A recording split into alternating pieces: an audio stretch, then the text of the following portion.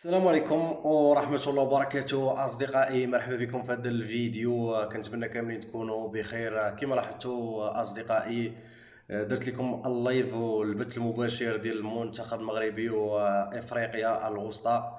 نقلنا الشوط كامل، ولكن للأسف في الشوط الثاني كيضربوني بكوبي رايت. الموقع ديال الفيفا ارسل لي مخالفة للقناة ديالي كما كتشوفوا في الصورة، وما قدرش انني نقول لكم الشوط الثاني.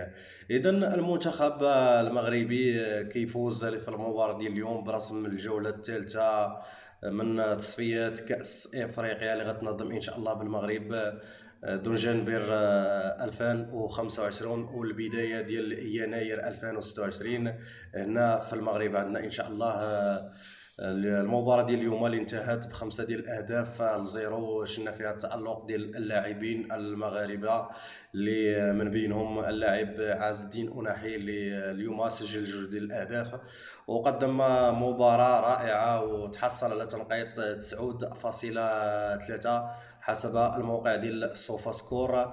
عز الدين أناحي اللي كنشوفوا انه كيقوم بمباريات متذبذبه مع الانديه ديالو، لكن ملي كيجي للمنتخب المغربي كيعطي كل ما في الجعبه ديالو وكيقدم مباريات كبيره.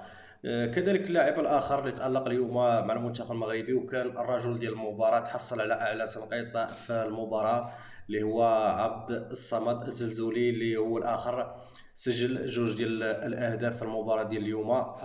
تحصل على 9.4 ديال النقاط.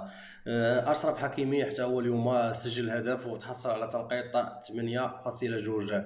كذلك اللاعبين ديالنا ديال البطوله الوطنيه اللي يتعلق الامر باللاعب يوسف بالعامري وجمال حركاس، اليوم قدموا مباراه رائعه وكذلك لعبوا 90 دقيقة وتحصلوا على يوسف بالعامري تحصل على 7.9 وجمال حركاس تحصل على 7.7.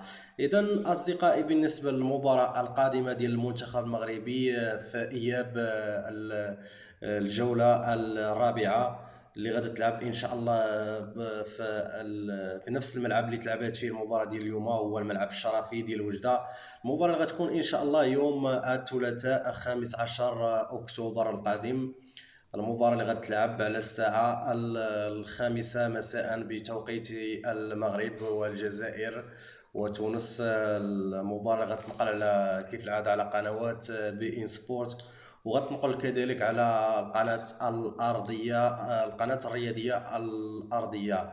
إذا كان هذا أصدقائي التحليل فيما يخص مباراة المنتخب المغربي وجمهورية أفريقيا الوسطى.